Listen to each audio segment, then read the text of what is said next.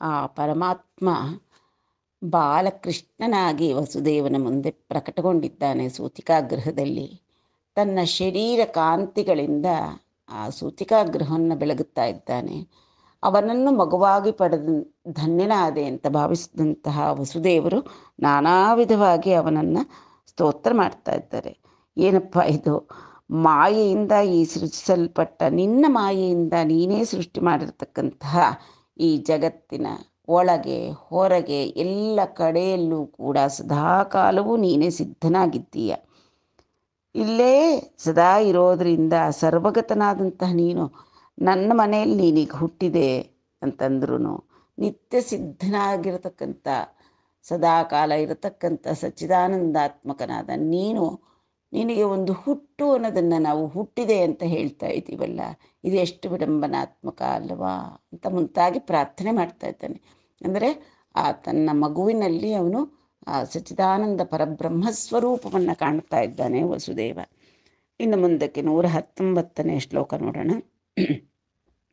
ಅದಿಯು ನೆಟ್ಲನ మహదాదులంబోలెడిదై వేరువేరయై అన్ని విధములగు సూక్ష్మభూతంబులమర షోడశ వికారములతోంగూడి విరాట్టనంగం పరమాత్మనకు నీకున్ బరపైన మేను సంపాదించి అందులోంబడియున్ బడక ఉండు సృష్టికి మున్న ఉన్న కారణమున వానికి లోని ಭವಂಬುಗಲಗ ಅಂತಂದರೆ ಸೃಷ್ಟಿಗೆ ಮುಂದು ಅಂತಂದರೆ ಈ ಸೃಷ್ಟಿ ಪ್ರಾರಂಭವಾಗುವುದಕ್ಕೆ ಮುಂಚೆ ಸೃಷ್ಟಿಲೋ ಮಹದಾದುಲಂಬೋಲೆಡಿದೈ ಅಂತಂದರೆ ಮಹದಾದಿಗಳು ಅಂತಂದರೆ ಮಹತ್ ಅಹಂಕಾರ ಮುಂತಾದವುಗಳಾಗಿ ಅವು ಎಲ್ಲವೂ 7 ತತ್ವಗಳು ಇರುತ್ತೆ. 7 ತತ್ವಗಳು ಯಾವ್ಯಾವ್ದಪ್ಪ ಅಂತಂದರೆ ಮಹತ್ತು, ಅಹಂಕಾರ, ಪಂಚತನ್ಮಾತ್ರಗಳು ಅಂತಕ್ಕಂಥ ನಿರ್ವಿಕಾರವಾದ 7 ತತ್ವಗಳು ಇದ್ದರೂ ಕೂಡ ಅವು ವಿಶೇಷ ಕಾರ್ಯ ಮಾಡೋಕ್ಕಾಗಲ್ಲ. ಆಗ ಏನು ಮಾಡುತ್ತೆ, ಅವುಗಳಿಂದಲೇ ಜನಿಸಿದಂತಹ ಏಕಾದಶ ಇಂದ್ರಿಯಗಳು ಅಂದರೆ ಪಂಚಜ್ಞಾನೇಂದ್ರಿಯಗಳು, ಪಂಚಕರ್ಮೇಂದ್ರಿಯಗಳು, ಮನಸ್ಸು ಮತ್ತು ಪಂಚಮಹಾಭೂತಗಳು ಅನ್ನತಕ್ಕಂಥ ಷೋಡಶ ವಿಕಾರಗಳು ಇವುಗಳಿಂದ ವಿರಾಟ್ ದೇಹ ಅನ್ನಿಸ್ತಕ್ಕಂಥ ಬ್ರಹ್ಮಾಂಡವನ್ನು ಸೃಷ್ಟಿಸುತ್ತವೆ. ಅన్ని ವಿಧములగు ಸೂಕ್ಷ್ಮಭೂತುಂಬುಲ ಅಮರ ಷೋಡಶ ವಿಕಾರ ಮೂಲತೋ ಕೂಡಿ ವಿರಾಟನಂಗ, ಆ ವಿರಾಟ್ ಅನ್ನತಕ್ಕಂತಹ ಒಂದು ವಿರಾಟ್ ದೇಹ ಅನ್ನತಕ್ಕಂಥ ಬ್ರಹ್ಮಾಂಡವನ್ನು ಸೃಷ್ಟಿಸುತ್ತವೆ. ಪರಮಾತ್ಮನಕು ನೀಕುಂಬರಪೈನ ಮೇನು ಸಂಪಾದಿಂಚಿ, ಆ ವಿರಾಟ್ ದೇಹದಲ್ಲಿ ತಾವು ಕೂಡ ಪ್ರವೇಶ ಮಾಡಿರೋ ಹಾಗೆ ಕಾಣಿಸುತ್ತೆ. ಆದರೆ ಅಂದು ಲೋಂಬಡಿಯುಂ ಬಡಕ ಉಂಡು ಸೃಷ್ಟಿಗೂ ಮುನ್ನ ಉನ್ನ ಕಾರಣಮುನ ವಾನಿಕಿ ಲೋನಿ ಭವಂಬುಗಲುಗ. ಅಂದರೆ ಈ ವಿರಾಟ್ಗೆ ಸೇರಿರತಕ್ಕಂಥ ಈ 16 ತತ್ವಗಳು ಕೂಡ ಮೊದಲೇ ಇದ್ದೇ ಇರುತ್ತವೆ. ಅವು ಬ್ರಹ್ಮಾಂಡ ಹುಟ್ಟಕ್ಕೆ ಮುಂಚೆ ಕೂಡ ಕಾರಣರೂಪಗಳಾಗಿರೋದ್ರಿಂದ ಅವು ಸೃಷ್ಟಿಸಿದವು, ಅದರೊಳಗೆಲ್ಲ ಪ್ರವೇಶ ಮಾಡಿದವು ಅನ್ನೋದು ಇದೊಂದು ಉಪಚಾರದ ಮಾತು. ಅಂದರೆ ಅವುಗಳಿಗೆ ಇಲ್ಲ ಅನ್ನತಕ್ಕಂತಹ ಒಂದು ಸ್ಥಿತಿಯೇ ಇಲ್ಲ. ಆದರೂ ಕೂಡ ಅವೆಲ್ಲ ಈಗ 16 ವಿಕಾರಗಳು ಕೂಡ ಸೇರಿ ಒಂದು ವಿರಾಟ್ ದೇಹ ಅನ್ನತಕ್ಕಂಥ ಬ್ರಹ್ಮಾಂಡವನ್ನು ಸೃಷ್ಟಿ ಮಾಡಿದವು ಅಂತ ಹೇಳ್ತಾ ಇದ್ದಾರೆ ಸೃಷ್ಟಿ ಪ್ರಕ್ರಿಯೆಯನ್ನು. ಅಟ್ಲು ಬುದ್ಧಿ ನೆರುಂಗನನು ವೈನಲಾಗುನಂ ಗಲುಗುನಿಂದ್ರಿಯ ಮುಲ ಕಡಲ ನುಂಡಿ ವಾನಿ ಪಟ್ಟುಲೇಕ ವರುಸ ಜಗಂಬುಲಂ ಗಲಸಿಯುಂಡಿಯೈನಂ ಕಲಯವೇ ಪಡು. ಆ ನಿನ್ನ ವಿರಾಟ್ ಶರೀರ ಸೃಷ್ಟಿಗೆ ಆಧಾರವಾದಂಥ ಮಹತ್ತು ಮೊದಲಾದ ಅದೇ ಧರ್ಮಗಳು. ಆದರೆ ಅದಕ್ಕಿಂತ ಬೇರೆ ಕೂಡ ಇರುತ್ತೆ ಅಂತಂದರೆ ಅದರೊಳಗೆ ತುಂಬಿದ್ರೂ ಕೂಡ ಅವುಗಳಿಗಿಂತ ಅತೀತವಾಗಿ ಕೂಡ ಇರುತ್ತವೆ. ಆ ಶರೀರದೊಳಗೆ ನೀನು ಪ್ರವೇಶಿಸ್ತಾ ಇರ್ತೀಯ. ಆದ್ದರಿಂದ ಅದಕ್ಕೆ ಅತೀತವಾಗೂ ಇದೆಯಾ, ಎಲ್ಲ ಕಡೆಯೂ ಇರೋದ್ರಿಂದ ಅದರೊಳಗೆ ಪ್ರವೇಶನ ಮಾಡಿದೆಯಾ, ಅದಕ್ಕೆ ಅತೀತವಾಗಿ ಕೂಡ ಇರ್ತೀಯ. ಎಟ್ಲು ಬುದ್ಧಿ ನೆರುಂಗ ನನುವೈನಲಾಗುನಂ ಅಂತಂದರೆ ಏಕಪ್ಪ ಈ ಥರ ಹೇಳ್ತಾ ಇದ್ದಾರೆ ಅಂತಂದರೆ, ಯೋಚನೆ ಮಾಡತಕ್ಕಂತಹ ಮನುಷ್ಯರಿಗೆ ಇಂದ್ರಿಯಗಳ ಪ್ರವೃತ್ತಿಗಳೆಲ್ಲವೂ ಕೂಡ ಒಂದಷ್ಟು ಬಗ್ಗೆ ತಿಳ್ಕೊಬಹುದಷ್ಟೆ. ಅದಕ್ಕಿಂತ ಆಚೆ ಇರತಕ್ಕಂಥದ್ದು ಅಷ್ಟು ಬೇಗ ಅರ್ಥ ಆಗೋದಿಲ್ಲ. ನೀನು ಆ ಸೂಕ್ಷ್ಮ ಶಕ್ತಿಗಳ ಬುದ್ಧಿ ನೆರುಂಗ ನನುವೈನಲಾಗು ನಮ್ಗಲುಗು ಇಂದ್ರಿಯಮೂಲ ಕಡಲ ನುಂಡಿ. ಅಂದರೆ ಇಂದ್ರಿಯಗಳಿಗೆ, ಅಂದರೆ ಕಣ್ಣು ಒಂದಷ್ಟು ದೂರ ನೋಡ್ಬೋದು, ಅದರ ಆಚೆ ಊಹಿಸಲಾರದು. ಆ ರೀತಿ ಇಂದ್ರಿಯಗಳ, ಮಾನವರ ಇಂದ್ರಿಯಗಳ ಶಕ್ತಿಗಳೆಲ್ಲ ಕೂಡ ಒಂದು ಪರಿಮಿತಿಯಲ್ಲಿ ಇರುತ್ತವೆ. ನೀನು ಆ ಸೂಕ್ಷ್ಮ ಶಕ್ತಿಗಳ ಆಧಾರ ಇಲ್ಲದೇನೆ ಜಗತ್ತನಿಗೆ ತುಂಬ ತುಂಬಿದ್ದೀಯ. ಅಂದರೆ ವಿರಾಟ್ ದೇಹ ಸೃಷ್ಟಿ ಮಾಡ್ತಕ್ಕಂಥ ಸೂಕ್ಷ್ಮ ಶಕ್ತಿಗಳ ಆಧಾರ ಇಲ್ಲದೇನೆ ಜಗತ್ತನ್ನು ತುಂಬಿ ಇದ್ದೀಯ. ವಾಣಿ ಪಟ್ಟು ಲೇಖ ವರುಸ ಜಗಂಬುಲಂ ಕಲಸಿಯುಂಡಿ ಐನಂ ಕಲೆಯುವೇಪುಡು ಅಂತಂದರೆ ನೀನು ಈ ಅವುಗಳ ಸೂಕ್ಷ್ಮ ಶಕ್ತಿಗಳ ಆಧಾರ ಇಲ್ಲದೇನೆ ನೀನು ಈ ಪ್ರಪಂಚದ ತುಂಬ ತುಂಬಿದೆಯಾ. ಈಗ ಸೃಷ್ಟಿ ಮಾಡಬೇಕು ಅನ್ನೋದಕ್ಕೋಸ್ಕರ 16 ಸೂಕ್ಷ್ಮ ಶಕ್ತಿಗಳು ಸೇರಿ ವಿರಾಟ್ ದೇಹವನ್ನು ನಿರ್ಮಿಸಿದ್ದೀಯ. ಆದ್ದರಿಂದ ನೀನೇನು ಅದರೊಳಗೆ ತುಂಬಿ ಇದ್ದರೂ ಕೂಡ ಅದರೊಳಗೆ ಕಲಸಿಯುಂಡಿ ಐನಂ, ಅದರೊಳಗೆ ಬೆರೆತು ಇದ್ದೀಯ. ಯಾಕೆ ಅವುಗಳ ಮುಂಚೆನೂ ಇದ್ದೀಯ, ಅವುಗಳೆಲ್ಲ ವಿರಾಟ್ ದೇಹವಾಗಿ ರೂಪುಗೊಂಡಾಗಲೂ ಇದ್ದೀಯ, ಅದಕ್ಕೆ ಮುಂಚೆನೂ ಇದ್ದೀಯ, ನಂತರವೂ ಕೂಡ ಇರ್ತೀಯ. ಆದ್ದರಿಂದ ಅವುಗಳೊಳಗೆ ಕಲಸಿಯುಂಡಿ ಐನಂ, ನೀನು ಅವುಗಳೊಳಗೆ ನಿನ್ನ ಶಕ್ತಿಯನ್ನು ಬೆರೆಸಿದ್ದರೂ ಕೂಡ ಅದನ್ನು ಮೀರಿ ಕಲೆಯುವೇಪುಡು ಅಂತಂದರೆ ಅದರ ಹೊರಗಡೆ ಕೂಡ ವಿಸ್ತಾರವಾಗಿ ನೀನು ಇರ್ತೀಯ. ಅದರೊಳಗೆ ಈ ಜಗತ್ತಿನಲ್ಲೆಲ್ಲವೂ ಕೂಡ ತುಂಬಿದ್ರೂ ಕೂಡ ಆ ಜಗತ್ತಿನೊಳಕ್ಕೆ ನೀನು ಬೆರೆಯದೆ ಇದ್ದು ಬಿಡ್ತೀಯ. ಇದಕ್ಕೆ ಹಿಂದಿನ ಒಂದು ದೃಷ್ಟಾಂತ ಕೊಟ್ಟಿದ್ರು. ಸೂರ್ಯಬಿಂಬದ ಕಿರಣಗಳು, ಸೂರ್ಯ ಕಿರಣಗಳು ಜಲದಲ್ಲಿ ಪ್ರವೇಶಿಸಲ್ಲ, ಆದರೆ ಪ್ರತಿಫಲನ ಮಾತ್ರ. ಅದರಿಂದ ಏನಾಗುತ್ತೆ, ಅದರಲ್ಲಿ ಪ್ರವೇಶದ ಹಾಗೆ ತೋರ್ತಾ ಇರುತ್ತೆ ಸೂರ್ಯಬಿಂಬ, ಸೂರ್ಯಕಿರಣಗಳು.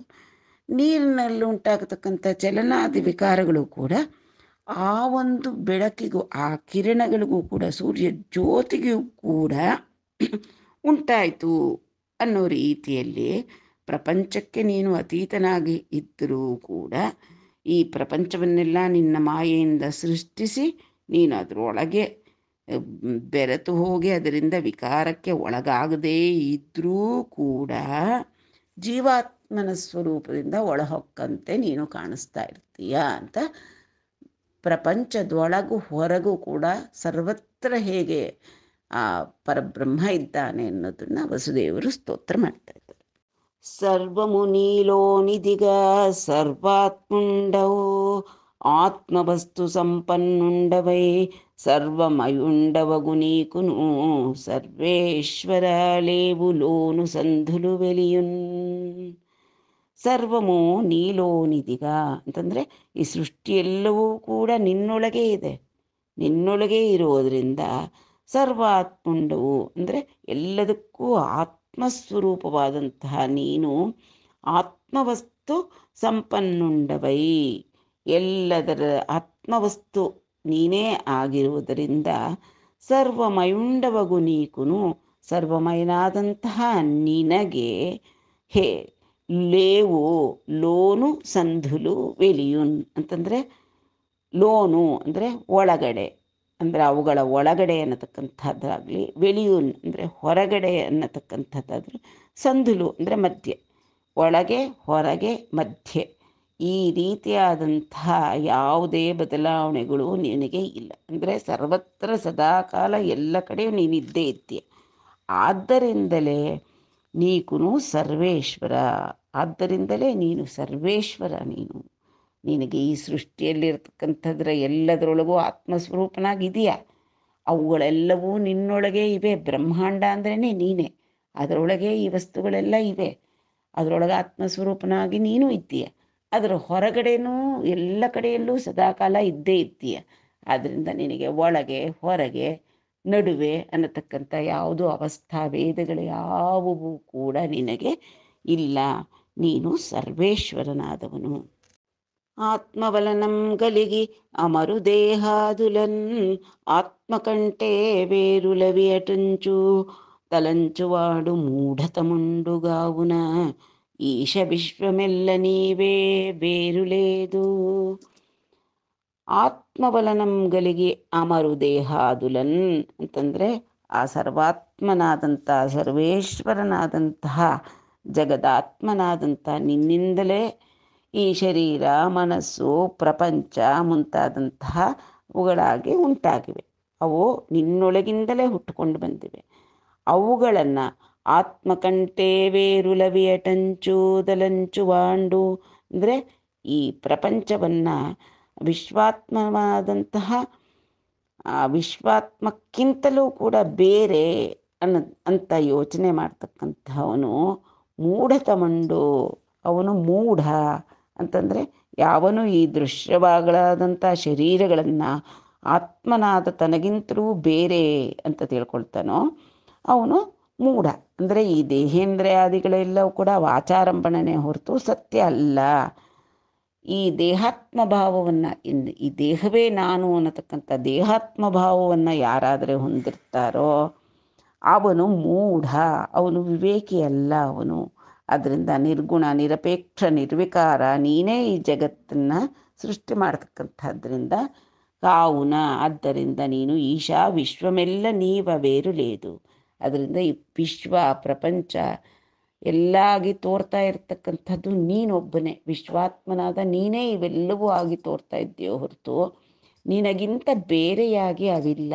ಎಲ್ಲದರೊಳಗೂ ಕೂಡ ಇರೋದು ನೀನೇ ಅಂತ ಸ್ತೋತ್ರ ಮಾಡ್ತಾ ಇದ್ದೆ. ಅದೇನುಗಾಕ ಗುಣವು ವಿಕಾರಂಬು ಕೋರಿಕಯುನುಲೇನಿ ನೀವಲನ ಜಗಂಬು ನಿರಿಜನಿಂಚು ಬ್ರಬ್ಬುಲೇದಗೂನ್ನಂಚು పలుకుట తప్పుగాదువు ఈశుండవై బ్రహ్మవీవయైన నినుగోల్చు గుణములు నీయాన తులుసేయ భటుల శౌర్యంబులు పతికి పచ్చుపగిది నీ గుణముల బాగులు నీ ಪನಿತೋಂಚುನು ನೀ ಮಾಯತೋಡಂಗೂಡಿ ಅಂತಂದರೆ ಏನಪ್ಪ ಅಂತಂದರೆ ನೀವಲನ ಜಗಂಬು ನೆರಿಜನಿಂಚು ಅಂದರೆ ನಿನ್ನಿಂದಲೇ ಈ ಪ್ರಪಂಚವೆಲ್ಲವೂ ಕೂಡ ಸೃಷ್ಟಿಯಾಗುತ್ತೆ. ಆದರೆ ಗುಣವು ವಿಕಾರಂಬುಲು ಕೋರಿಕೆಯುನು ಲೇನಿ ನೀವಲನ ಅಂದರೆ ನಿನಗೆ ಈ ಜಗತ್ತಿಗೆ ಅತ್ಯಂತ ಅವಸರವಾದಂತಹ ತ್ರಿಗುಣಗಳಾಗಲಿ ಅಥವಾ ಅದರಿಂದ ಬರತಕ್ಕಂಥ ಬದಲಾವಣೆಗಳಾಗಲಿ ಅಥವಾ ಇದನ್ನು ಸೃಷ್ಟಿ ಮಾಡಬೇಕು ಅನ್ನತಕ್ಕಂಥ ಆಸೆ ಆಗಲಿ ಯಾವುದೂ ನಿನಗೆ ಇಲ್ಲ. ಪರಬ್ರಹ್ಮಸ್ವರೂಪನಾದಾಗ ನಿನಗೆ ಇವ್ಯಾವುದೇ ವಿಕಾರಗಳು ಕೂಡ ಅಂಟ್ಕೊಳ್ಳಲ್ಲ.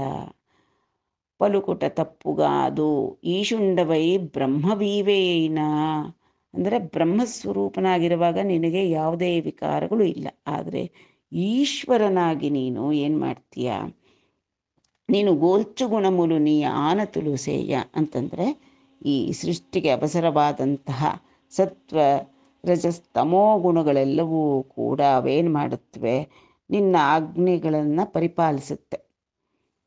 ನಿನಗೋಲ್ಚು ಗುಣಮೂಲು ಅಂದರೆ ನಿನ್ನಿಂದಲೇ ಉಂಟಾಗಿರ್ತಕ್ಕಂಥ ಸತ್ವರಜಸ್ತಮೋ ಗುಣಗಳು ನೀವು ಆನತುಲುಸೇಯ ನಿನ್ನ ಆಜ್ಞೆಯಂತೆ ಅಥವಾ ನಿನ್ನ ಒಂದು ಸೃಷ್ಟಿ ಮಾಡಬೇಕು ಅನ್ನತಕ್ಕಂಥ ಅಪೇಕ್ಷೆಯಿಂದ ಭಟುಲ ಶೌರ್ಯಂಬುಲು ಪತಿಕಿ ವಚ್ಚು ಪಗಿದಿ ಅಂದರೆ ಈಗ ಇಬ್ಬರು ರಾಜರ ನಡುವೆ ಯುದ್ಧ ಆಗುತ್ತೆ. ಅಂದರೆ ರಾಜರೇ ಏನು ಹೋಗಿ ಯುದ್ಧ ಭೂಮಿಯಲ್ಲಿ ನಿಂತ್ಕೊಂಡು ಬಿಡಲ್ಲ. ಆ ರಾಜನ ಕಡೆಯ ಸೈನ್ಯ ಇನ್ನೊಬ್ಬ ರಾಜನ ಕಡೆಯ ಸೈನ್ಯದೊಂದಿಗೆ ಹೋರಾಡುತ್ತೆ. ಅದರಲ್ಲಿ ಗೆದ್ದಂತಹ ಯಾವುದೇ ಒಂದು ಸೈನ್ಯದ ಗೆಲುವು, ಅದು ಅದು ತೋರಿದಂತಹ ಪರಾಕ್ರಮ ಎಲ್ಲವೂ ಕೂಡ ರಾಜನಿಗೆ ಆರೋಪಿಸ್ತಾರೆ.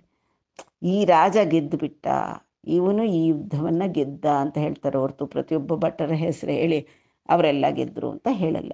ಹೇಗಾದರೆ ಭಟರ ಶೌರ್ಯ, ಅವರು ಗಳಿಸಿದಂಥ ಜಯ ಎಲ್ಲವೂ ಕೂಡ ರಾಜನಿಗೆ ಒಂದು ಆರೋಪಿಸ್ತಾರೋ ಆ ರೀತಿಯಾಗಿ ಭಟುಲ ಶೌರ್ಯಂಬುಲು ಪತಿಕಿ ವಚ್ಚು ಪಗಿತಿ, ಭಟರ ಶೌರ್ಯ ಜಯಾದಿಗಳು ಅವರ ಪತಿಯಾದಂಥ ರಾಜನಿಗೆ ಬರುವ ರೀತಿ, ಪಗಿದಿ ಅಂದರೆ ಆ ರೀತಿಯಲ್ಲಿ ನೀ ಗುಣಮುಲ ಬಾಗುಲು ನೀವನಿದೋಂಚುನು ನೀ ಮಾಯತೋಡಂಗೂಡಿ, ನಿನ್ನಿಂದಲೇ ಸೃಷ್ಟಿಯಾಗಿರ್ತಕ್ಕಂತಹ ಈ ಸತ್ವರಜಸ್ತಮೋ ಗುಣಗಳ ಎಲ್ಲ ಕೆಲಸಗಳು ಕೂಡ ನೀನೇ ಅನ್ನೋ ರೀತಿಯಲ್ಲಿ ಎಲ್ಲರಿಗೂ ಕಾಣಿಸ್ಕೊಳ್ಳುತ್ತವೆ. ಅದ್ಯಾಕಪ್ಪ ಅಂತಂದರೆ ನಿನ್ನ ಮಾಯೆಯಿಂದ ಈ ರೀತಿಯಾದಂತಹ ಒಂದು ಎಲ್ಲವೂ ಕೂಡ ಜಗತ್ತು ಎಲ್ಲವೂ ಆರೋಪಿಸಲ್ಪಡುತ್ತೆ. ಇಲ್ಲದೆ ಅಂದರೆ ಪರಬ್ರಹ್ಮ ಸ್ವರೂಪನಾದಂತಹ ನೀನೇ ಇರತಕ್ಕಂತಹದ್ದು, ಈ ಜಗತ್ತು ಅನ್ನತಕ್ಕಂತಹದ್ದು ಇಲ್ಲ ಅಂತ ಮುಂತಾದಾಗಿ ಭಗವಂತನನ್ನು ಸ್ತೋತ್ರ ಮಾಡ್ತಾ ಇದ್ದಾರೆ. ನೀವು ರಕ್ತಧವಳ ನೀಲವರ್ಣಂಬುಲ జగముసేయం కావ సమయంజూడందనరు అట్లు నీండు దైత్యుల దండింపన్ పృథివిన్ ಗಾವನವತರಿಂಚಿತಿವೀಶ. ಅಂತಂದರೆ ಏನಪ್ಪ ಅಂದರೆ, ನೀನು ಪರಬ್ರಹ್ಮ ಸ್ವರೂಪ, ನೀನು ಅಂತಹವನು ನೀನೇ. ನಿನ್ನ ಮಾಯೆಯಿಂದ 3 ಲೋಕಗಳನ್ನು ಕಾಪಾಡೋಕ್ಕೋಸ್ಕರ ಬಿಳಿದಾದ ಸತ್ವಗುಣ, ಮತ್ತು ಸೃಷ್ಟಿಗೋಸ್ಕರ ಕೆಂಪಾದ ರಜೋಗುಣ. ರಕ್ತ ಅಂತಂದರೆ ಕೆಂಪು, ಧವಳ ಅಂದರೆ ಬಿಳುಪು ಸತ್ವಗುಣ, ನೀಲವರ್ಣಂಬುಲ ಅಂತಂದರೆ ಲೋಕ ಸಂಹಾರಕ್ಕಾಗಿ ಕರಿದಾದಂಥ ತಮೋಗುಣ. ನೀಲವರ್ಣಂಬುಲ ಜಗಮು ಸೇಯಂ, ಜಗವನ್ನು ಸೃಷ್ಟಿ ಮಾಡಲಿಕ್ಕೋಸ್ಕರ ರಕ್ತವರ್ಣ ಅಂತಂದರೆ ರಜೋಗುಣ. ಕಾವ ಅಂತಂದರೆ ಕಾಪಾಡೋಕ್ಕೋಸ್ಕರ ಧವಳ ಅಂತಂದರೆ ಸತ್ವಗುಣ. ಸಮಯಂಜೂಡಂ ಅಂದರೆ ಎಲ್ಲವನ್ನು ಪ್ರಳಯ ಮಾಡಲಿಕ್ಕೋಸ್ಕರ ನೀಲವರ್ಣ. ಸತ್ವ ರಜಸ್ತಮೋ ಗುಣಗಳನ್ನು ನೀನು ಧರಿಸ್ತೀಯ.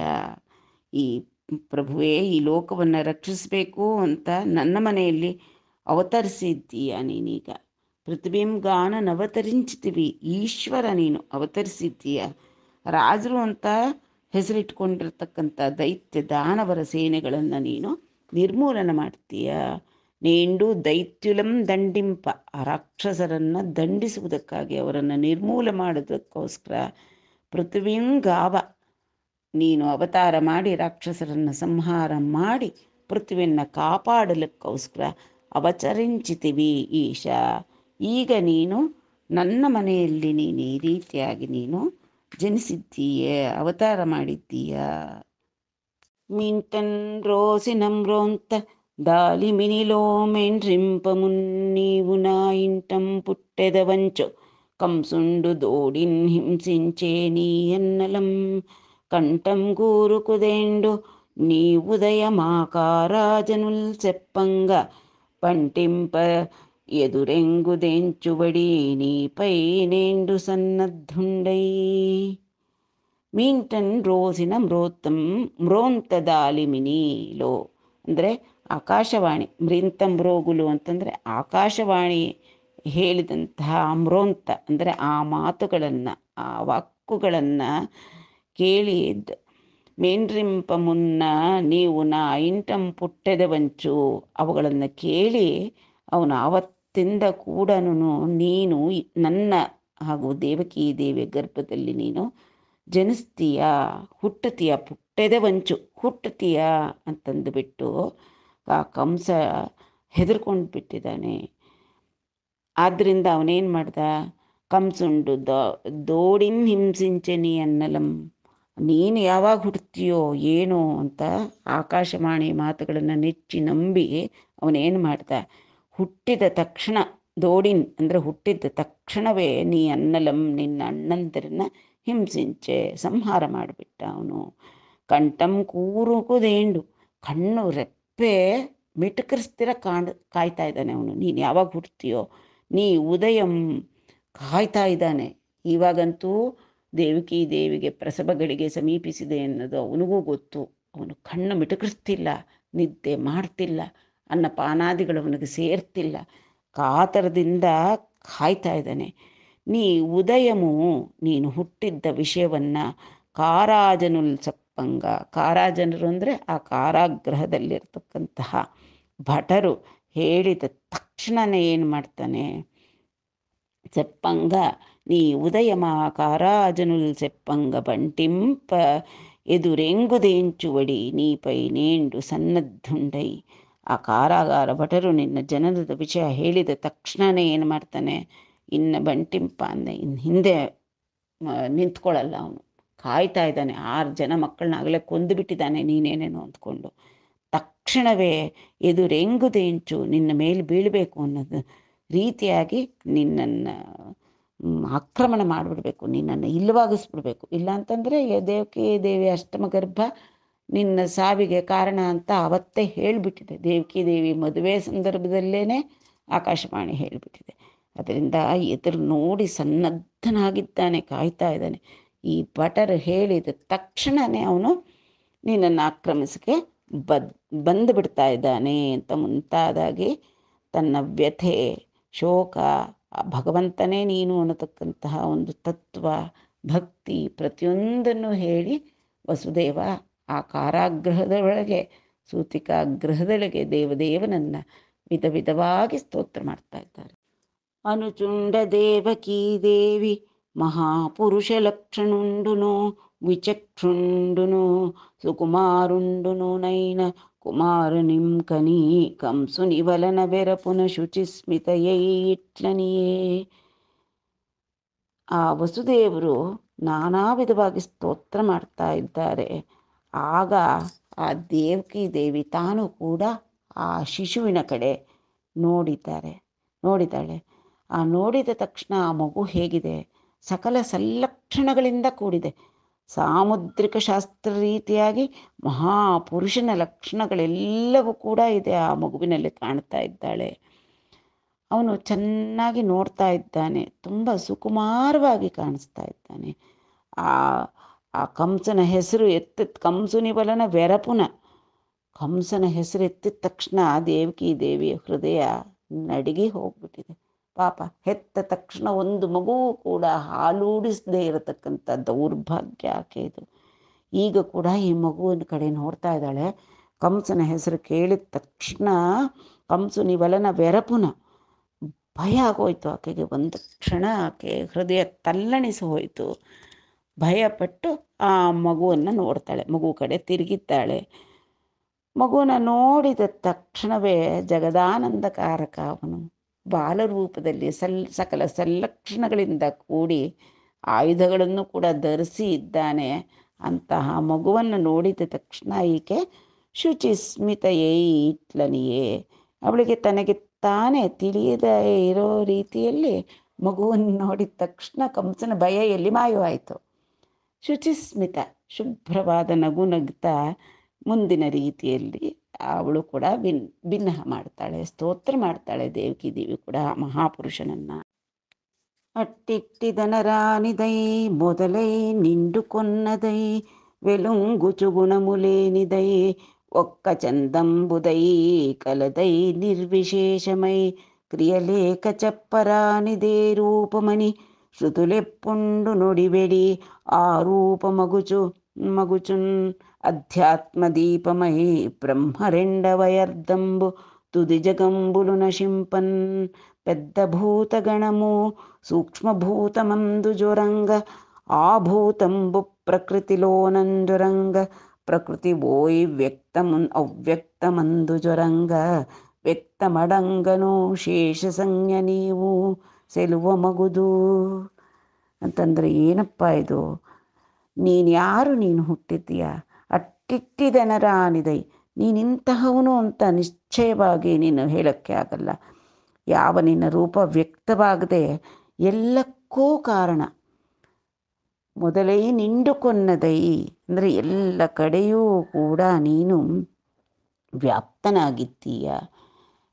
ನಿಂಡುಕೊನ್ನದೈ ವೆಲಂಗುಚು ಗುಣಮುಲೇನಿದೈ ಅಂದರೆ ನೀನು ಯಾವ ಗುಣಗಳಿಗೂ ವಿಕಾರಗಳಿಗೂ ಕೂಡ ನೀನು ಒಳಗಾಗೋದಿಲ್ಲ. ಚಂದಂಬುದೈ ಅಂತಂದರೆ ನೀನು ಸ್ವಪ್ರಕಾಶವಾಗಿದ್ದೀಯ. ನಿರ್ವಿಶೇಷಮೈ, ಇಲ್ಲಿದ್ದೀಯ ಅಲ್ಲಿಲ್ಲ ಅನ್ನೋ ಹಾಗ ಇಲ್ಲ, ಎಲ್ಲ ಕಡೆಯಲ್ಲೂ ಇದ್ದೀಯ. ಕ್ರಿಯಲೇಖ ಚಪ್ಪರಾನಿದೇ ರೂಪಮನಿ, ನೀನು ಯಾವ ರೂಪ ನೀನು ಅಂತ ನಿನಗೆ ಹೇಳಲಿಕ್ಕೆ ಆಗ್ತಾ ಇಲ್ಲ, ಯಾರಿಗಾಗ್ತಾ ಇಲ್ಲ. ಶ್ರುತಿಗಳಿಗೂ ಕೂಡ ವೇದಗಳಿಗೂ ಕೂಡ ನೀನು ಅಗೋಚರನಾದವನು, ವೇದಗ ತತ್ವಕ್ಕೂ ಕೂಡ ಮೀರಿದವನು ನೀನು, ಅಪ್ರಮೇಯ ನೀನು, ವಾಚಾಮ ಗೋಚರನು ನೀನು. ಕ್ರಿಯಲೇಖ ಅಂತಂದರೆ ನಿನಗೆ ಯಾವ ಗುಣಗಳಿಂದ ವಿಕಾರಗಳೂ ಇಲ್ಲ, ಭೇದರಹಿತನಾಗಿ ಚಲನಾದಿ ಕ್ರಿಯಾ ಸಂಬಂಧ ಕೂಡ ನಿನಗೆ ಇಲ್ಲ. ನೀನು ಆ ಸಂಬಂಧಗಳೇ ಇಲ್ಲದೆ ಇದೆಯಾ ಅಂತಹ ಜ್ಞಾನ ಪ್ರಕಾಶ ನೀನು, ಸಾಕ್ಷಾತ್ ವಿಷ್ಣು ನೀನು. ಕ್ರಿಯಲೇಖ ಚಪ್ಪರಾನಿದೇ ರೂಪಮನಿ ಶ್ರುತುಳೆಪ್ಪುಂಡೂ ಒಡಿಬೇಡಿ ಅಂದರೆ ಯಾವಾಗಲೂ ಶ್ರುತಿಗಳು ಹಾಡ್ತಾ ಇವೆ ನಿನ್ನನ್ನು ಕುರಿತು. ನೇತಿ ನೇತಿ ನೇತಿ ಅನ್ನತಕ್ಕಂಥ ತತ್ವದಿಂದ ನಿನ್ನ ನಿರೂಪಿಸಲಿಕ್ಕೆ ಸಾಹಸ ಮಾಡ್ತಾ ಇದ್ದೆ. ಆದರೂ ಕೂಡ ನೀನು ಅಧ್ಯಾತ್ಮ ದೀಪ, ನೀನು ಪರಬ್ರಹ್ಮ ಸ್ವರೂಪ, ಆ ರೂಪಮಗುಚು ನಧ್ಯಾತ್ಮ ದೀಪಮಯಿ ಬ್ರಹ್ಮ ರೆಂಡವ ಅರ್ಧಂಬು ಅಂತಂದರೆ ಬ್ರಹ್ಮ ಪರಾರ್ಧದಲ್ಲಿ ಅಂತ. ಅಂದರೆ ಏನಪ್ಪ ಬ್ರಹ್ಮ ಪರಾರ್ಧ ಅಂತಂದರೆ ಬ್ರಹ್ಮಣ ಸ್ವಸ್ಯ ಮಾನೇನ ಹ್ಯಾಯು ವರ್ಷಂ ಶತಂ ಸ್ಮೃತಂ ತತ್ವರಂ ವೈ ತದರ್ಧಂ ತು ಪರಾರ್ಧಂ ಅಭಿಧೀಯತೆ ಅಂತಂದರೆ ಚತುರ್ಮುಖನಾದಂಥ ಸೃಷ್ಟಿ ಮಾಡ್ತಕ್ಕಂತಹ ಚತುರ್ಮುಖ ಬ್ರಹ್ಮನಿಗೆ ಆ ಬ್ರಹ್ಮಮಾನದಿಂದ 100 ವರ್ಷಗಳ ಆಯುಸ್ಸು. ನಮ್ಮ ಮಾನ ಅಲ್ಲ, ಅಂದರೆ ನಮಗೆ 365 ದಿವಸ ಆದರೆ ಒಂದು ದಿನ ಅಂತ ಅದಲ್ಲ. ಅವನ ಅಳತೆ ಮಾನ ಅಂದರೆ ಅವನ ಅಳತೆಯೇ ಬೇರೆ, ಬ್ರಹ್ಮನ ಅಳತೆಯೇ ಬೇರೆ. ಅಂತಹ ಬ್ರಹ್ಮನ ಅಳತೆಯ 100 ವರ್ಷಗಳ ಆಯಸ್ಸಿದೆ. ಅದರಲ್ಲಿ ಮೊದಲನೇ 50 ವರ್ಷಕ್ಕೆ ಬ್ರಹ್ಮವರ್ಷಕ್ಕೆ ಪೂರ್ವಾರ್ಧ ಅಂತ ಹೆಸರು, ಕಡೆಯ 50 ವರ್ಷಕ್ಕೆ ಪರಾರ್ಧ, ದ್ವಿತೀಯ ಪರಾರ್ಧೇ ನಾವಿವಾಗಿರ್ತಕ್ಕಂಥದ್ದು ಪರಾರ್ಧ. ಇಂತಹ 2 ಪರಾರ್ಧಗಳಿಗೆ ಬ್ರಹ್ಮಕಲ್ಪ ಅಂತ ಹೆಸರು. ಈ ಕಲ್ಪ ತುಂಬಿದ ತಕ್ಷಣ ಏನಾಗುತ್ತೆ? ಪ್ರಳಯ ಆಗುತ್ತೆ. ಬ್ರಹ್ಮ ರೆಂಡವ ಅರ್ಧಂಬು ತುದಿ ಜಗಂಬುಲು ನಶಿಂಪ ಅಂತಂದರೆ ಅವಾಗೇನಾಗುತ್ತೆ? ಎಲ್ಲವೂ ಕೂಡ ಪ್ರಳಯವಾಗಿಬಿಟ್ಟು ವ್ಯಕ್ತವಾಗಿರ್ತಕ್ಕಂಥ ಪ್ರಪಂಚವೆಲ್ಲವೂ ಕೂಡ ನಾಶವಾಗುತ್ತೆ. ಅವಾಗ ಹೇಗೆ ನಾಶ ಆಗುತ್ತೆ ಅಂದರೆ ಪೆದ್ದ ಭೂತಗಣಮು ಸೂಕ್ಷ್ಮಭೂತಮಂದು ಜೊರಂಗ ಅಂದರೆ ಆ ಪಂಚಮಹಾಭೂತಗಳಿದೆಯಲ್ಲ, ಪೃಥ್ವಿ ತೇಜಸ್ ವಾಯುರಾಕಾಶ ಅಂತ ಅಂತಕ್ಕಂಥ ಪಂಚಮಹಾಧಿಭೂತಗಳು, ಅವು ಪ್ರಪಂಚವೆಲ್ಲವೂ ಕೂಡ ಆ ಪೃಥ್ವ್ಯಾದಿ ಜಗತ್ ಪಂಚಮಹಾಭೂತಗಳಲ್ಲಿ ಅಡಗಿ ಹೋಗುತ್ತೆ. ಆ ಪಂಚಮಹಾಭೂತಗಳು ಸೂಕ್ಷ್ಮಭೂತಗಳು ಅನ್ನಿಸ್ತಕ್ಕಂಥ ಶಬ್ದಾದಿ ತನ್ಮಾತ್ರೆಗಳು, ಅಂದರೆ ಪಂಚತನ್ಮಾತ್ರೆಗಳು ಅಂತಂದರೆ ಪೃಥ್ವಿಗೆ ಗಂಧ, ಅಪ್ಪಂದರೆ ಜಲಕ್ಕೆ ರಸ, ತೇಜಸ್ಸಿಗೆ ರೂಪ, ಪೃಥ್ವಿ ತೇಜೋ ವಾಯುಗೆ ಸ್ಪರ್ಶ, ಆಕಾಶಕ್ಕೆ ಶಬ್ದ. ಈ ರೀತಿ ಪಂಚತನ್ಮಾತ್ರೆಗಳಲ್ಲಿ ಆ ಮಹಾಭೂತಗಳು ಜ್ವರಂಗ ಸೇರಿ ಹೋಗುತ್ತೆ. ಆ ಭೂತಂಬು ಪ್ರಕೃತಿ ಲೋನಂ ಜ್ವರಂಗ. ಆಗ ಅವೆಲ್ಲವೂ ಕೂಡ ಅಹಂಕಾರದಲ್ಲಿ ಸೇರ್ಕೊಂಡ್ಬಿಡುತ್ತೆ, ಪ್ರಕೃತಿಯಲ್ಲಿ ಸೇರ್ಕೊಂಡ್ಬಿಡುತ್ತೆ. ಪಂಚಭೂತಗಳು ಪಂಚತನ್ಮಾತ್ರೆಗಳಲ್ಲಿ ಸೇರಿಕೊಳ್ಳುತ್ತೆ, ಪಂಚತನ್ಮಾತ್ರೆಗಳು ಅಹಂಕಾರದಲ್ಲಿ ಸೇರಿಕೊಳ್ಳುತ್ತೆ, ಮಹದಹಂಕಾರದಲ್ಲಿ. ಆ ಅಹಂಕಾರ ಮಹತ್ತತ್ವದಲ್ಲಿ ಸೇರಿಕೊಳ್ಳುತ್ತೆ. ಆ ಮಹತ್ತು ಕಾಲರೂಪವಾದಂಥ ಪ್ರಕೃತಿಯಲ್ಲಿ ಸೇರ್ಕೊಂಡ್ಬಿಡುತ್ತೆ. ಆ ಪ್ರಕೃತಿ ಕೂಡ ನಿನ್ನೊಳಕ್ಕೆ ಸೇರ್ಕೊಂಡ್ಬಿಡುತ್ತೆ. ಪ್ರಕೃತಿ ಲೋನಂ ಜ್ವರಂಗ ಪ್ರಕೃತಿ ವೈ ವ್ಯಕ್ತಮಂದು ಜ್ವರಂಗ ವ್ಯಕ್ತ ಮಡಂಗನು ಅಂತಂದರೆ ಆ ಪ್ರಕೃತಿ ಹೋಗಿ ಅವ್ಯಕ್ತಮಂದು ಜ್ವರಂಗ ಅವ್ಯಕ್ತದೊಳಗೆ ಸೇರ್ಕೊಂಡ್ಬಿಡುತ್ತೆ. ಹೀಗೆ ಎಲ್ಲವೂ ಹಿಂದಿನ ರೂಪಗಳೊಳಕ್ಕೆ ಸೇರಿ ಹೋದ ನಂತರ ಉಳಿತಕ್ಕಂಥವನು ಯಾರು? ಶೇಷ ಸಂಜ್ಞ ನೀವು ಸೆಲುವ ಮುಗುದು. ಆವಾಗ ಆ ಪ್ರಕೃತಿಯು ನಿನ್ನೊಳಗೆ ರಿವರ್ಸ್ ಪ್ರೊಸೆಸ್. ಎಲ್ಲವೂ ಹೇಗಾದರೆ ಅವನೊಳಗಿಂದ ಮೊದಲಿಗೆ ಮಹತ್ತತ್ವ, ಅದಾದಮೇಲೆ ಅಹಂಕಾರ, ಸಮಷ್ಟಿ ಅಹಂಕಾರ, ಅದಾದಮೇಲೆ ಪಂಚಮಹಾಭೂತಗಳು, ಪಂಚತನ್ಮಾತ್ರೆಗಳು, ಪಂಚಜ್ಞಾನೇಂದ್ರಿಯಗಳು, ಪಂಚಕರ್ಮೇಂದ್ರಿಯಗಳು, ಹೀಗೆ ಪ್ರಕೃತಿ ಮಾಯೆಯಿಂದ ಹೊರಗೆ ಬಿತ್ತವೋ ಅದೇ ರೀತಿಯಾಗಿ ಹೇಗಾದರೆ ಜೇಡ ತನ್ನೊಳಗಿಂದಲೇ ಬಲೆಯನ್ನು ಸೃಷ್ಟಿಸಿ ನಂತರ ತನ್ನೊಳಕ್ಕೆ ಎಳ್ಕೊಂಡ ಹಾಗೆ ಅಂತ ಒಂದು ಉದಾಹರಣೆ ಪ್ರಸಿದ್ಧವಾಗಿದೆ ನಮ್ಮ ತತ್ವವನ್ನು ವಿವರಣೆ ಕೊಡೋದರಲ್ಲಿ. ಆ ರೀತಿಯಾಗಿ ಪ್ರಳಯ ಕಾಲದಲ್ಲಿ ಪ್ರತಿಯೊಂದು ರಿವರ್ಸ್ ಪ್ರೊಸೆಸ್ಸಲ್ಲಿ ಒಂದರೊಳಗೆ ಒಂದು ಅಡಿಗೆ ಕಡೆಗೆ ಈ ಪ್ರಕೃತಿ ಎಲ್ಲವೂ ಕೂಡ ನಿನ್ನೊಳಗೆ ಅಡಗಿ ಹೋಗ್ಬಿಡುತ್ತೆ. ಆಗ ಶೇಷ ಸಂಜ್ಞ ನೀವು ಸೆಲುವ ಮುಗುದು. ಆಗ ಜಗತ್ತಿನಲ್ಲಿ ನೀನೊಬ್ಬನೇ ಉಳಿತೀಯ, ಪ್ರಕೃತಿ ನಿಯಾಮಕ ನೀನು, ಅಂತಹ ಪರಬ್ರಹ್ಮ ಸ್ವರೂಪ ನೀನು ಅಂತ ದೇವಕಿ ದೇವಿ ತಾನು ಹೆತ್ತಿರತಕ್ಕಂತಹ ಆ ಪರಮ ಪುರುಷನನ್ನು ಹೊಗಳ್ತಾ ಇದ್ದಾಳೆ. విశ్వములీలం ద్రిప్పుచున్ అవిద్యకుంజుట్టమవైన నీకుందా శాశ్వతమైన కాలమిది సర్వము వేడవమందురు అట్టి విశ్వేశ్వర మెలుకుప్పనిను నెప్పుండు గోరి భజించు వాండపో శాశ్వత లక్ష్మి మృత్యుంజయ సౌఖ్యయుతుండు ಅಭಯುಂಡು ಮಾಧವ. ವಿಶ್ವಮುನ್ ಲೀಲಂದ್ರಿಪ್ಪುಚುನ್ ಅಂತಂದರೆ ಹೇ ವಿಶ್ವೇಶ್ವರ, ಈ ವಿಶ್ವವನ್ನೆಲ್ಲ ಶಾಸನ ಮಾಡತಕ್ಕಂತಹ ಈಶ್ವರನೇ, ಇದನ್ನೆಲ್ಲ ನಿನ್ನ ಲೀಲೆಯಿಂದ ಪ್ರವರ್ತನೆ ಮಾಡಿಸ್ತಾ ಇರ್ತೀಯ. ಅಂದರೆ ಎಲ್ಲ ಕ್ರಿಯೆಗಳನ್ನು ಮಾಡಿಸ್ತಾ ಇರ್ತೀಯಲ್ಲ ನೀನು. ನೀನು ಅವಿದ್ಯಕುಂ ಜುಟ್ಟಮವೈನವು. ಅವಿದ್ಯೆಗೂ ಜುಟ್ಟಮು ಅಂತಂದರೆ ಅವಿದ್ಯ, ಮಾಯ, ಪ್ರಕೃತಿ ಅಂತ ಯಾವುದನ್ನಾದರೆ ಕರೀತಾರೋ ಆ ಮಾಯೆಗೆ ನೀನು ಹತ್ತಿರದ ಬಂಧು ನೀನು. ಅಂದರೆ ನಿನ್ನ ಆಣತಿಯಂತೆ, ನಿನ್ನ ಕಣ್ಣು ಸನ್ನೆಯಂತೆ ಅವಳು ಈ ಪ್ರಪಂಚದ ಕಾರ್ಯಗಳನ್ನೆಲ್ಲ ಮಾಡಿಬಿಡ್ತಾ ಇರ್ತಾಳೆ. నీకు ಆ ಶಾಶ್ವತమైన ಕಾಲಮಿದಿ ಸರ್ವಮೂ ವೇಡಬಮಂದು. ಅಂದರೆ ನೀನು ಕಾಲದ ಪರಿಮಿತಿಗೆ ಒಳಪಟ್ಟವನಲ್ಲ, ಕಾಲಾತೀತ ನೀನು. ಕಾಲಾಯ ತಸ್ಮೈ ನಮಃ ಅನ್ನತಕ್ಕಂಥ ಅನಂತ ಕಾಲಸ್ವರೂಪಿ ನೀನು. ಆದರೆ ನಾವೇನು ಮಾಡ್ತೀವಿ, ನಿಮೇಷ, ಘಳಿಗೆ, ವಿಘಳಿಗೆ, ಮತ್ತು ಹಗಲು, ರಾತ್ರಿ, ಪಕ್ಷ, ಮಾಸ, ಅಯನ, ಋತು, ಸಂವತ್ಸರ, ಹೀಗೆ ಈ ಪರಾರ್ಧ, ದ್ವಿಪರಾರ್ಧ ಅಂತ ಎಲ್ಲ ಒಂದು ಕಾಲವನ್ನು ನಾವು ಅಳೆಯುವ ಪ್ರಯತ್ನ ಮಾಡ್ತೀವಿ ನಾವು. ಆದರೆ ನೀನು ಕಾಲಾತೀತ ಅನಂತ ಕಾಲ ಸ್ವರೂಪಿ, ಸರ್ವಮು ವೇಡಬಮಂದುರು. ವೇಡಬಮು ಅಂದರೆ ಆಶ್ಚರ್ಯ. ಆ ಅನಂತ ಕಾಲರೂಪಿಯಾದ ನಿನ್ನನ್ನು ನಾವು ಹೀಗೆ ಎಣಿಸ್ಕೊಳಕೋದು, ಗಣನೆ ಮಾಡ್ಕೊಳ್ಳೋದು ಕೂಡ ಒಂದು ವಿಚಿತ್ರ. ನಿನ್ನ ಈ ಮಾಯಾತೀತನಾದ ನಿನ್ನ ಈ ಮಾಯಾ ಕಾರ್ಯಗಳೆಲ್ಲವೂ ಕೂಡ ನಮಗೆ ವಿಚಿತ್ರ. ವೇಡಬಮು ಅಂದರೆ ಒಂದು ಚೋದ್ಯ ಇದು. ವಿಶ್ವೇಶ್ವರ ನೀನು, ನೀನು ಎವ್ವಂಡು ಗೋರಿ ಭಜಿಂಚುಡೋ ಅಂತಂದರೆ ಯಾರಾದರೆ ನೀನೇ ವಿಶ್ವೇಶ್ವರ, ನಿನ್ನಿಂದಲೇ ಇದೆಲ್ಲವೂ ಕೂಡ ಪ್ರವರ್ತನೆ ಆಗ್ತಾ ಇರ್ತಕ್ಕಂಥದ್ದು ಅನ್ನೋದನ್ನು ತಿಳಿದು ನೀನೇ ಬೇಕು ಅಂತ ನಿನ್ನನ್ನೇ ಕೋರಿ ಭಜಿಂತರೋ, ಆರಾಧಿಸ್ತಾರೋ ಅಂತಹವರು ಶಾಶ್ವತ ಲಕ್ಷ್ಮೀ ಮೃತ್ಯುಂಜಯ ಸೌಖ್ಯಯುತುಂಡು ಅಭಯುಂಡು ಮಾಧವ. ಹೇ ಮಾಧವ, ಆ ಮಹಾಲಕ್ಷ್ಮಿಯ ಪತಿಯಾದಂತನೇ ಲಕ್ಷ್ಮೀಪತಿಯೇ, ರಮಾಪತಿಯೇ, ಐಶ್ವರ್ಯಕ್ಕೆಲ್ಲವೂ ನೆಲೆಯಾದವನೇ, ನಿನ್ನನ್ನು ಯಾರು ಎಲ್ಲವೂ ನೀನೇ, ಎಲ್ಲ ಕಾರ್ಯವೂ ನಿನ್ನದೇ ಅಂತ ಯಾರು ಭಜಿಸ್ತಾರೋ ಅಂತಹವರು ಶಾಶ್ವತ ಲಕ್ಷ್ಮಿ ಅಲ್ವಾ. ಲಕ್ಷ್ಮೀಪತಿ ನೀನು, ನಿನ್ನನ್ನು ಆರಾಧಿಸಿದ ಮೇಲೆ ಅವರು ಶಾಶ್ವತ ಲಕ್ಷ್ಮಿಯನ್ನು ಹೊಂದುತ್ತಾರೆ. ಮೃತ್ಯುಂಜಯ ಸೌಖ್ಯಯುತುಂಡು. ಮೃತ್ಯುಂಜಯ ಅಂದರೆ ಮೃತ್ಯುವನ್ನು ಜಯಿಸುವುದಲ್ಲ, ಅಮೃತತ್ವ ಅಂದರೆ ಮೋಕ್ಷವನ್ನು ಪಡಿತಾರೆ. ಕಾಲಕ್ಕೆ ಅತೀತವಾದ ನಿನ್ನಲ್ಲಿ ಸೇರಿ ಮೋಕ್ಷ ಸುಖವನ್ನು ಅನುಭವಿಸ್ತಕ್ಕಂಥ ಮೃತ್ಯುಂಜಯ ಸೌಖ್ಯಯುತುಂಡು ಅಭಯಂಡು. ಅವರಿಗೆ ಈ ಭಯಗಳಾಗಲಿ ಬಂಧನಗಳಾಗಲಿ ಯಾವುದೂ ಕೂಡ ಅವರಿಗೆ ಅಂಟುವುದಿಲ್ಲ.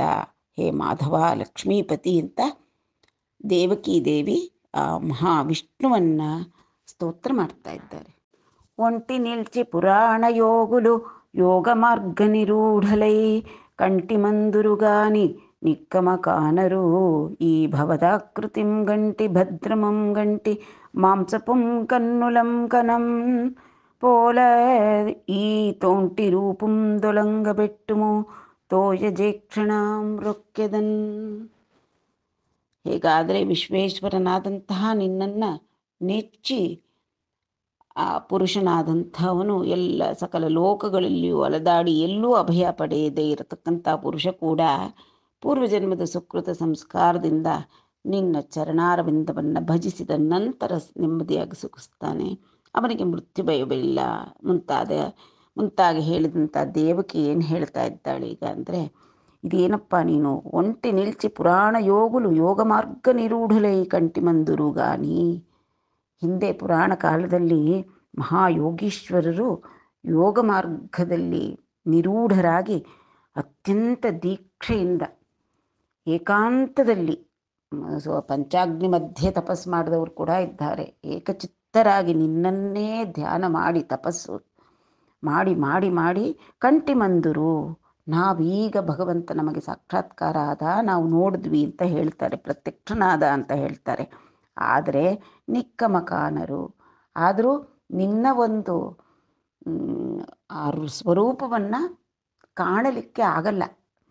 ಭವದಾಕೃಂ ಗಂಟಿ ಭದ್ರಮಂ ಗಂಟಿ ಅಂದರೆ ಏನು, ಅವರು ಯಾವ ರೀತಿಯಾಗಿ ಯಾವ ಯೋಗಿಗಳು ಯಾವ ರೂಪವನ್ನು ಧ್ಯಾನ ಮಾಡ್ತಾ ಇರ್ತಾರೋ ಆ ರೂಪವನ್ನು ಮಾತ್ರ ಕಾಣ್ತಾರೆ.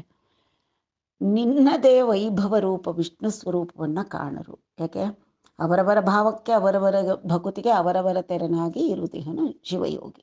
ಯೋಗಿಗಳೇನಾದರೂ ಈಶ್ವರನ ಕುರಿತು ತಪಸ್ಸು ಮಾಡಿದ್ರೆ ಈಶ್ವರನಾಗಿ ಪ್ರತ್ಯಕ್ಷನಾಗ್ತೀಯ ನೀನು. ಗುರು ರೂಪದಲ್ಲಿ ಮಾಡಿದ್ರೆ ಗುರುವಾಗಿ ಪ್ರತ್ಯಕ್ಷ ಆಗ್ತೀಯ. ಆಗ ಅವರು ಯೋಗ ಮಾರ್ಗದಲ್ಲಿದ್ದವರು ಭಗವತ್ ಸಾಕ್ಷಾತ್ಕಾರ ಆಯಿತು, ಪ್ರತ್ಯಕ್ಷನಾದ ಅಂತ ಅಂದ್ಕೊಳ್ತಾರೆ. ಆದರೆ ಈ ಭವದಾಕ್ರಿಂ ಕಂಠಿ ಭದ್ರಮಂ ಗಂಟಿ, ಆದರೆ ಈಗ ನೀನು ಈ ರೂಪದಿಂದ ಭದ್ರಾಕೃತಿ ಸಕಲ ಮಂಗಳ ಸ್ವರೂಪದ ಆಕೃತಿಯಾಗಿ ನಿನ್ನ ಈ ದಿವ್ಯ ರೂಪವನ್ನು ನನಗೆ ನಾನು ಕಂಡೆ. ಭದ್ರಮಂ ಗಂಟಿ, ಮಂಗಳ ಸ್ವರೂಪನಾದ ನಿನ್ನನ್ನು ನೋಡ್ತಾ ಇದ್ದೀನಿ. ಮಾಂಸಪುಂ ಗನ್ನುಲಂ ಗನಂಬೋಲದು, ನನ್ನ ಈ ಚರ್ಮಚಕ್ಷುಷು ನನ್ನದು ಈ ಮಾಂಸ ಅಸ್ಥಿ ಮಾಂಸ ಮುಂತಾದವುಗಳಿಂದ ಕೂಡಿದಂತಹ ಈ ಒಂದು ನನ್ನ ಈ ಶರೀರದ ಚರ್ಮಚಕ್ಷುಸ್ಸಿಗೆ ಗೋಚರವಾಗಿದ್ದೀಯ ನೀನು. ಅದರಿಂದ ನೋಡೋದಕ್ಕೆ ಬಹಳ ಕಷ್ಟ ಇದೆ. ಯಾಕೆ ಎಷ್ಟು ಕಷ್ಟ ಅಂತಂದರೆ, ನೀನು ವಿಪರೀತವಾದಂತಹ ಒಂದು ಎಲ್ಲಕ್ಕೂ ಆಧಾರವಾದ ಈ ನಿನ್ನ ಸ್ವಸ್ವರೂಪದಿಂದ ಮಹಾ ಕಳೆಗಳು ಕಾಂತಿಗಳು ಹೊರಗೆ ಬೀಳ್ತಾ ಇದೆ. ಇದನ್ನು ನನ್ನ ಈ ಮಾಂಸಚಕ್ಷುಷಿಗೆ ನೋಡುವುದು ಚರ್ಮಚಕ್ಷುಷಿಗೆ ಕಷ್ಟ ಆಗ್ತಾ ಇದೆ. ಈ ತೋಂಟಿ ರೂಪು ಅಂತಂದರೆ ಈ ರೀತಿಯಾದಂತಹ ಸಕಲ ವಿಶ್ವಾಧಾರನಾದಂತಹ ಈ ವಿಷ್ಣು ಸ್ವರೂಪವನ್ನು ತೊಲಂಗಬೆಟ್ಟು ಮುತೋಯೋ ಯಕ್ಷಣ, ಕಮಲದಂತೆ ಕಣ್ಣುಗಳು ಉಳ್ಳತಕ್ಕಂತಹವನೇ ಈ ನಿನ್ನ ಆಕೃತಿಯನ್ನು, ಈ ವಿಷ್ಣುಮೂರ್ತಿಯ ಆಕೃತಿಯನ್ನು ಉಪಸಂಹಾರ ಮಾಡ್ಕೋ. ತೊಲಂಗಬೆಟ್ಟು ಅಂದರೆ ಉಪಸಂಹಾರ ಮಾಡ್ಕೋ. ತೋಯಜಕ್ಷಣ ಮೃಕ್ಯದನ್ ಅಂತ ತಾಯಿಯಾದವಳು ಆ ಮಹಾವಿಷ್ಣುವಿಗೆ ನಮಸ್ಕಾರ ಮಾಡಿ, ನಿನ್ನೀ ಅದ್ಭುತವಾದಂತಹ ಅದ್ಭುತ ಬಾಲರೂಪವನ್ನು ನಾನು ನೋಡ್ತಕ್ಕಂಥದ್ದು ಕಷ್ಟ ಆಗ್ತಾ ಇದೆ ತಂದೆ, ಇದನ್ನು ಉಪಸಂಹಾರ ಮಾಡ್ಕೋ ಅಂತ ಕೇಳ್ತಾ ಇದ್ದೆ. విలయ కాలమందు విశ్వంబు నీ పెద్ద కడుపులోన దాంచు కడిమిమేటి నటుండవీవు నిండు నా గర్భజుండవౌట ಪರಮ ಪುರುಷ ಬೇಡಬಂಬುಗಾದೆ. ಹೇ ಶಂಖಚಕ್ರ ಗದಾ ಪದ್ಮಗಳ ಕಾಂತಿಯಿಂದ ಒಪ್ತಾ ಇರ್ತಕ್ಕಂತಹ ಚತುರ್ಭುಜಗಳಿರ್ತಕ್ಕಂತಹ ನಿನ್ನ ದಿವ್ಯ ಮಂಗಳ ರೂಪನೇ, ಇಂತಹ ದಿವ್ಯ ರೂಪವುಳ್ಳ ಪುತ್ರನನ್ನು ಪಡೆದಿದ್ದೀವಿ. ನನ್ನ ಜಠರದಲ್ಲಿ ನೀನು ಜನಿಸಿದೆಯಾ ಅಂದರೆ ಇದೊಂದು ಚೋದ್ಯವಲ್ವೇ, ವೆಡಬಂಬುಗಾದೆ, ಇದೆಷ್ಟು ಆಶ್ಚರ್ಯವಾದಲ್ವೇ.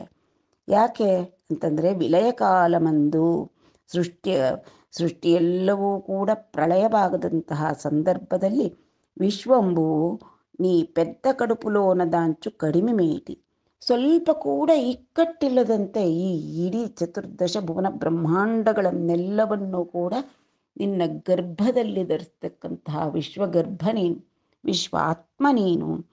ನಟುಂಡವೀವು ಅಟುಂಡವೀವು ಅಂತಹ ಆ ಸರ್ವೇಶ್ವರನಾದಂತಹ ನೀನು ನೇಂಡು ಈ ದಿನ ನಾ ಗರ್ಭಜುಂಡವೌಟ, ನನ್ನ ಗರ್ಭದಲ್ಲಿ ಜನಿಸಿದ್ದೀಯಾ ಅಂತಂದರೆ ಪರಮಪುರುಷ, ಹೇ ಪರಮಾತ್ಮನೇ, ಪರಮಪುರುಷನೇ, ವಿಡಬಂಬುಗಾದೆ, ಎಷ್ಟು ವಿಡಂಬನೆ ಅಲ್ವಾ ಇದು, ಚೋದ್ಯಕ್ಕೆ ಅವಕಾಶವಾಗತಕ್ಕಂತಹ ಒಂದು ಕಾರ್ಯ ಅಲ್ಲವೇ.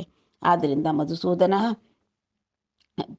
ದುರಾತ್ಮನಾದ ಕಂಸನಿಂದ ನಾನು ನಿನಗಾಗಿ ತುಂಬ ಹೆದರ್ತಾ ಇದ್ದೀನಿ. ಎಲ್ಲ ಮಕ್ಕಳನ್ನು ಕೂಡ ತೆರೆದು ಹಾಕ್ಬಿಟ್ಟಿದ್ದಾನೆ ಅವನು.